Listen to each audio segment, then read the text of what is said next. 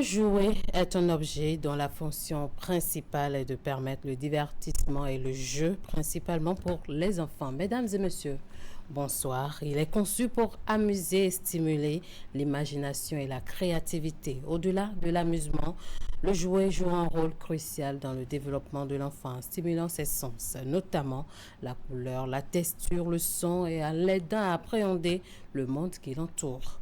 Mesdames et messieurs, aujourd'hui, nous nous posons une question. Comment choisir un bon jouet à son enfant, surtout que nous sommes dans la période de la Noël? Pour répondre à cette interrogation, nous recevons sur ce plateau M. Fulgence Awangonou. Il est coach en management de la famille. M. Fulgence Awangonou, bonsoir et bienvenue sur notre plateau. Bonsoir, madame le journaliste. Cette émission sera co-animée par ma collègue Ouliat Sanoussi et moi. Ouliat Sanoussi, bonsoir. Esther Tofa, bonsoir. Alors, nous allons démarrer en posant cette question. Avant de venir au jouet proprement dit, dites-nous, c'est quoi le jeu? Merci à vous, madame le journaliste. Le jeu, c'est une activité organisée ou non qui a pour but de donner du plaisir. C'est une activité organisée ou non, spontanée parfois, mais dont l'objectif principal, c'est de donner du plaisir. Donc, c'est ça le jeu. Alors, Ouliat Sanoussi, le jeu donne du plaisir. Et nous allons demander à M. Fulgence. M. Fulgence Awangonou, bonjour. Bonjour, madame. Bienvenue sur le plateau. C'est un plaisir. Alors, dites-nous, vous venez de dire que le jeu est un plaisir. Oui. Dites-nous, quelles sont les attitudes ou bien les habiletés que l'enfant développe grâce au jeu? Merci à vous. En faisant un jeu, on a dit que c'est pour le plaisir. Mais attention, le jeu, c'est quand même didactique. Ça permet à l'enfant de développer un certain nombre d'habiletés cognitives.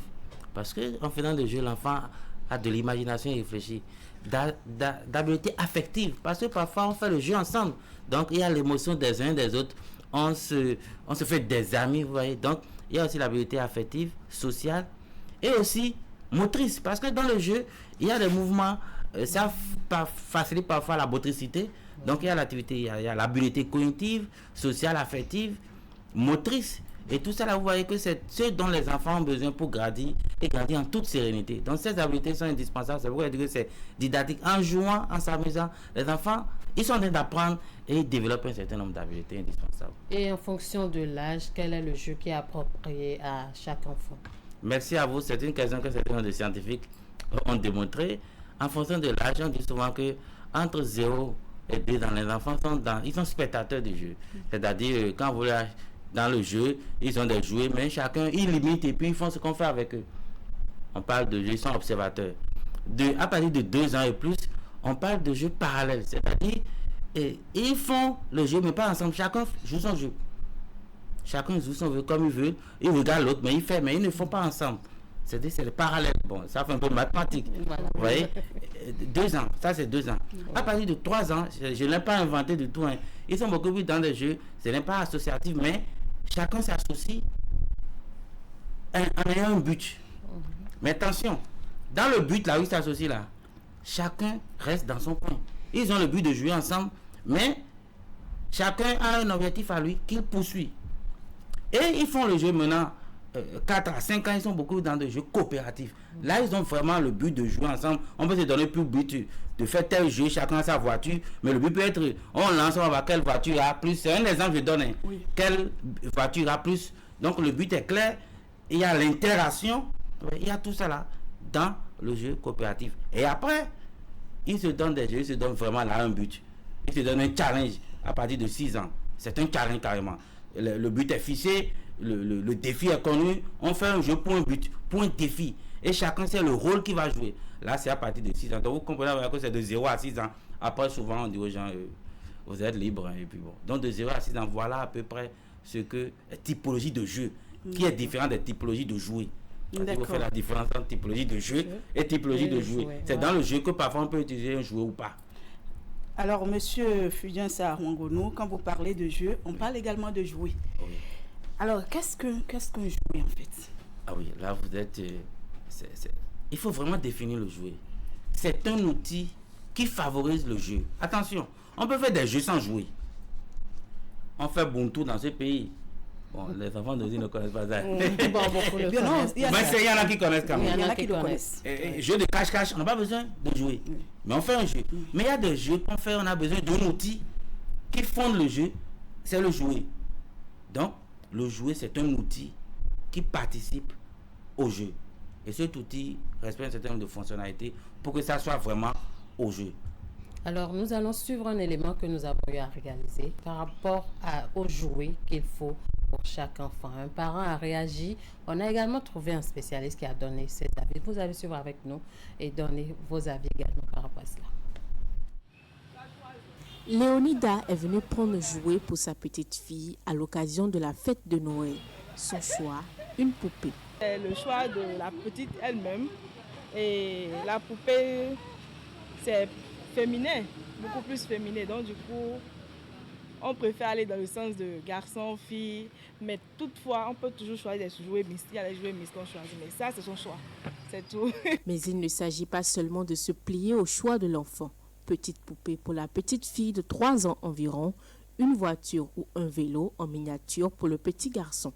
L'âge est l'un des critères déterminant le choix des jouets pour les enfants. Les enfants de 0 à 3 ans ne peuvent pas jouer avec les mêmes jouets, ne peuvent pas utiliser les mêmes jouets que les enfants de 6 ans. Parce que les enfants de 6 ans, 8 ans, 10 ans, leurs jouets contiennent des petits objets que les enfants de bébé, les bébés de 3 ans peuvent avaler rapidement. Aujourd'hui, vous allez constater que les jouets à piles sont vixés parce que les enfants, dès qu'ils voient les parents mettre les piles dedans et ils tournent le dos, l'enfant est curieux, il ouvre, il prend la pile, il prend les piles, il met dans la bouche. Les jouets, par exemple, qui jouent la musique, dans lesquels les musiques sont intégrées et dès qu'on appuie le bouton, ça commence par jouer. Vous verrez des berceaux, les berceaux mobiles des enfants et qui comportent ces genres de musique-là. Ça peut captiver déjà l'attention de l'enfant et lui donner le sens non seulement du temps, mais de l'espace, pardon, du temps, mais du son. Et donc ça éveille en l'enfant ces différents sens. Lorsque les enfants grandissent et qu'ils n'ont pas eu la chance de bénéficier d'un certain nombre de jouets, ils peuvent avoir l'âge de 10 ans, de 11 ans, et vouloir qu'on leur offre un jouet qu'ils auraient pu avoir quand ils avaient 3 ou 4 ans. Donc c'est aux parents de suivre le développement de ces enfants-là et de savoir quel est le jouet qui correspond le mieux. Au-delà de la fonction ludique, les jeux ont une fonction éducative. Pour cela, les jouets qui prônent la violence sont à proscrire selon le psychopédagogue. Je veux parler des pistolets, je veux parler des épées, des armes ou de tout ce qui fait du bruit, par exemple à l'extrême, qui n'est pas forcément du niveau de l'enfant. Quand les enfants en arrivent à demander ces jouets-là, c'est aux parents de pouvoir canaliser leurs élans. Parce que, premièrement, un jouet est ludique, comme je l'ai dit. Un jouet doit être aussi éducatif, si c'est possible. Dans la mesure du possible, un jouet doit être éducatif, c'est-à-dire que quand l'enfant l'utilise, il doit pouvoir en tirer bénéfice. Un jouet peut, par exemple, aussi permettre à l'enfant de s'imaginer une profession dans laquelle il pourrait se retrouver demain. Donc, on va bien au-delà de l'aspect ludique, de l'aspect distractif. Choisir donc le jouet à son enfant ne relève pas d'un simple achat, mais cela répond à plusieurs critères. Un choix responsable est alors préconisé. Monsieur Fulgence Savangonou, vos appréciations par rapport à tout ce qui s'est dit dans cet élément témoin. Je respecte d'abord ce que chacun a dit, mais je retiens surtout qu'un jouet, c'est beaucoup plus éducatif. Et dans l'éducation, la violence n'est pas fondement de l'éducation, d'où ce que le spécialiste a dit. Bon, à part ça, la dame a parlé, je respecte ce qu'elle a dit. C'est en fonction de ce que chacun pense de jouer.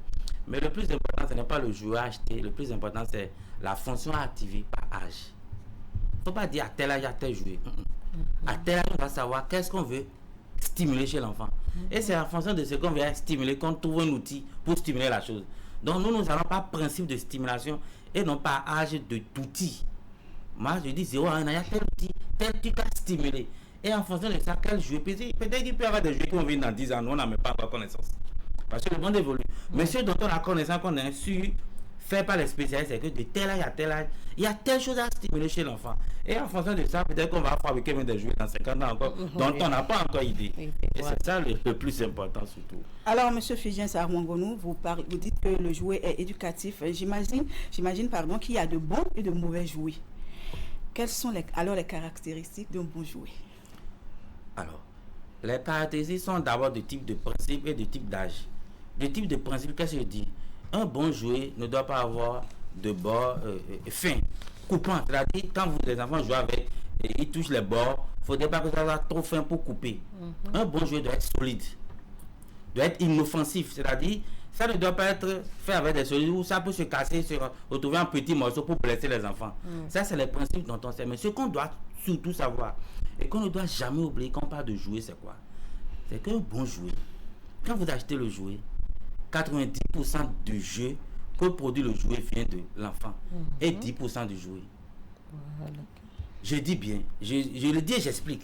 Je dis 90% du jeu qu'offre le jouet doit venir de l'enfant et 10% du jouet. Je donne un exemple. Je dis, c'est un exemple. Et c'est en fonction d'âge. Donc, à un âge, ça peut être bon, peut-être à 20 ans, ça peut être bon. C'est un exemple que je donne. Quand vous achetez à votre enfant un jouet, hélicoptère, on met les piles, ça commence par aller dans l'air. 90% du jeu, là, ça vient du jouet. L'enfant n'est que observateur. Voilà. L'enfant ne fait rien. Il ne crée rien. Ou bien une voiture, on met pile dedans. On allume ça, oui, on fait avec la luminosité. Ça estime peut-être les yeux quand c'est un enfant de 0 à 1 an. Mais pour un enfant qui a l'âge qu'on voit souvent là, ce n'est pas un bon jouet. Ça n'apporte rien. La preuve, ils utilisent un peu, ils gâtent. On dit que mon enfant souvent il garde les jouets, c'est faux. C'est que votre enfant n'a pas de bons jouets. Moi j'ai été de jouer à mes enfants qui sont jusqu'à l'heure on parle, plus de 10 ans après. Alors donc, quand vous parlez de ces jouets, quels sont les jouets conseillés, M. Fidjien? Alors, quand on part de ces principes-là, il faut aller âge par âge. Ce qui est clair, c'est que le jouet, 90% du jeu doit venir de l'enfant et 10% du jouet. Et que ça doit être solide, bon, non coupant, tout ça là. Mais après ça, quel est l'âge de mon enfant? On parle de 0 à 1 an d'abord. L'enfant va à la rencontre de son propre corps. Plus précisément de 0 à 6 ans. Ce que je vais dire, tout le monde le fait. Mais au moment le faisait avant. Quels sont stimulés à ce moment? On stimule les sens de l'enfant. Les yeux, l'ouïe.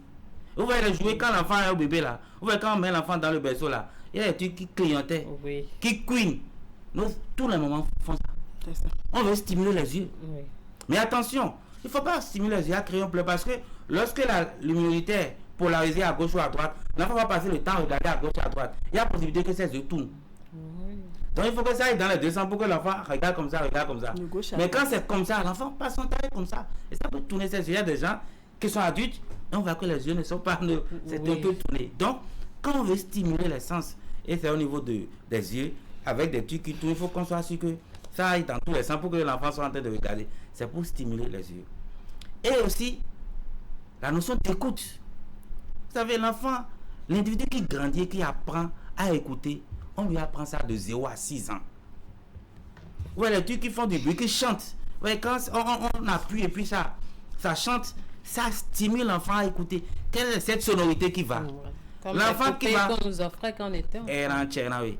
L'adulte qui va bien écouter demain là, écouter sa femme, écouter ses enfants là, c'est de 0 à 6 ans. Donc on doit mettre à la disposition de l'enfant des outils qui font d'une sonorité pour attirer son attention, pour polariser pas les yeux mais son attention. Parce qu'un individu entend d'écouter et être attentionné. Vous voyez, autant que nous sommes les adultes, c'est les jouets. Bien sûr. Et ça c'est de 0 à 6 ans. Vous voyez, parfois il faut caresser. La preuve quand on lave les enfants. En Afrique, vous voyez comment on les lave. Oui, on les masse. On les masse, on stimule. Vous voyez, la peau quand on devient adulte, cette capacité à stimuler, à ressentir, c'est de 0 à 6 ans. Vous voyez, donc voilà autant d'outils qu'on peut aider à l'enfant de 0 à 6 ans. Donc à nous de nous poser la question de qu'est-ce que j'achète pour aller à la rencontre du corps de l'enfant, pour stimuler les yeux, pour que l'enfant puisse ressentir, pour que l'enfant soit attentionné.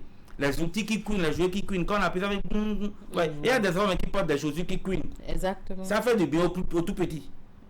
Comme encore quand ils sont tout petits, c'est vrai qu'ils ne marchent pas, mais on leur achète des outils qui couinent. C'est tout ça là, c'est pour stimuler les enfants. Donc, 0 à 6 ans, c'est les outils pour permettre à l'enfant d'aller à la rencontre de son propre corps. Et vous voyez après, il y a 6 à 1 an. Vous allez constater qu'à ce moment, l'enfant va commencer par s'asseoir. Il faut trouver des outils pour l'aider à s'asseoir. Et on est en train de préparer progressivement la motricité. À ce niveau, il y a de ces enfants qui ont peur des individus inconnus. On dit que mon enfant n'aime pas saluer les gens, c'est faux. Et quand une nouvelle personne vient, l'enfant pleure, c'est faux. C'est normal. L'enfant est seulement habitué à sa maman, au plus papa et ses enfants. Et à l'âge, l'enfant commence par apprécier tout individu, une nouvelle personne. Donc parfois on peut acheter des trucs qui vont sortir de son environnement. Vous voyez peut-être des petits chats qui sont bien doux là, que l'enfant de temps en temps peut toucher, les peluches peut toucher, pour que l'enfant puisse comprendre qu'il y a d'autres réalités en dehors de papa, maman qui va souvent l'enfant. Donc on permet à l'enfant d'aller à la rencontre de nouvelles personnes pour que quand il y aura de nouvelles personnes dans son environnement qui ne passe pas son temps à pleurer. Ça, c'est de 0 à 1 an. Donc ça part d'un principe.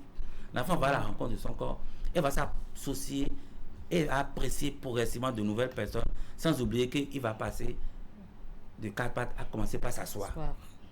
Après 1 à 2 ans, l'enfant va à la rencontre de son environnement. Il était allé à la rencontre de son corps. Maintenant, il va à la rencontre de son environnement. Aller à la rencontre de son environnement, c'est quoi? On va commencer par apprendre à l'enfant là tout ce qui va rentrer dans la marche. Nos parents étaient des génies. On n'a rien à dire à personne. Vous savez, nous, en notre temps, qu'est-ce qu'on faisait? Le truc là, avec bois là, que tout le monde ici, notre génération, on a tous poussé. Pour la marche? Pour la marche, pour anticiper la marche.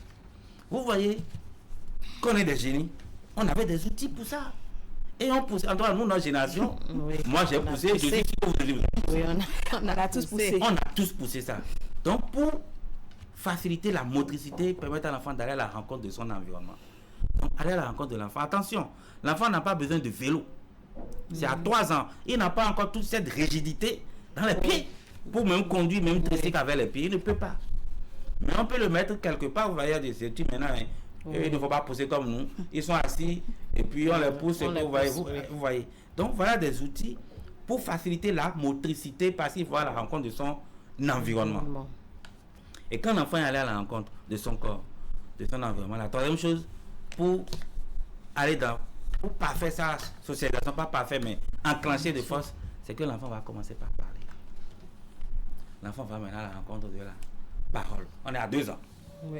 Pas qu'il parle bien, mais il imite tout ce qu'on lui dit.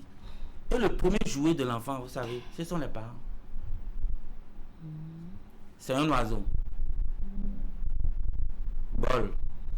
Mes oreilles. C'est vrai, c'est pas qu'on est en train de lui apprendre les parties du corps, mais c'est quand vous apprenez une chose à l'enfant, que l'enfant répète. Oui. Il y a parfois des choses, vous voyez, on va faire jouer maintenant où quand tu appuies, ça dit telle chose. Quand tu appuies, ça dit telle chose. Donc, c'est des outils qui vont faciliter la parole parce que l'enfant va dire tout ce qu'il entend. L'enfant va imiter. Et c'est très important, l'étape là. En fonction de la langue maternelle de l'enfant, la langue maternelle, c'est la première langue qu'on parle à l'enfant. C'est pas nécessairement la langue de la maman. Quand vous êtes enfant, la langue maternelle peut être la langue française. Oui. Et quand vous êtes au Bénin, ça dépend. Donc, cette première langue-là, c'est la langue dans laquelle on commence à lui dire tel outil. À votre tour, moi, je suis goût, c'est une belle langue. Chacun dit que sa langue est une belle langue. Nous avons que des belles langues ici. Toutes nos langues sont des belles langues. Oui. Donc, c'est pourquoi dire que le premier jouet de l'enfant, ce sont les parents, mais qui vont utiliser des outils pour leur dire telle chose et telle chose. Mais il y a des trucs déjà manufacturés quand on appuie et puis ça donne une sonorité. Ça dit un chien en anglais, en français. Oui. Donc, vous voyez tous ces trucs-là. C'est en fonction toujours de ce qu'on veut stimuler. Chez l'enfant. Et quand on vient à 3 ans, c'est le moment des grandes connaissances. Les enfants apprennent les grandes choses. Et la toute première chose que nous devons amener nos enfants qui ont l'âge de 3 ans, c'est des moments où les enfants, vous voyez, ils créent des choses. Il y a des meilleurs jouets. Il y a un jouet, moi j'achète à mon enfant jusqu'à ce qu'on a plus de 10 ans. Je vais l'acheter chaque fois. Les jeux de cubes où on empile, on fait ce qu'on veut. Oui. On construit une maison, on construit un bateau, on fait des châteaux. Ce jouet-là, ça on ne doit pas manquer dans la maison de quelqu'un qui a un enfant. Que ce soit fille ou garçon.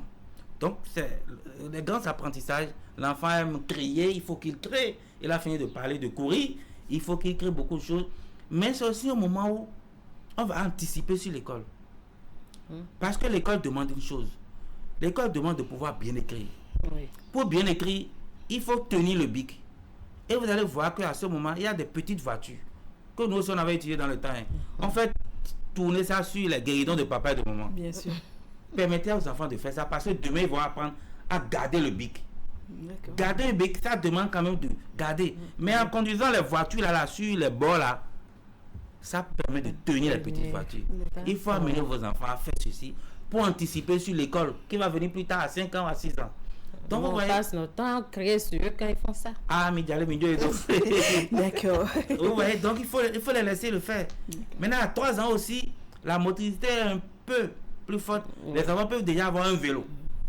Un vélo qui va commencer par tourner comme ça et puis quand on va le leur apprendre, ils pourront. Mais à 3 ans, on peut arrêter un vélo à son enfant pour renforcer. La motricité a été créée, il marche déjà.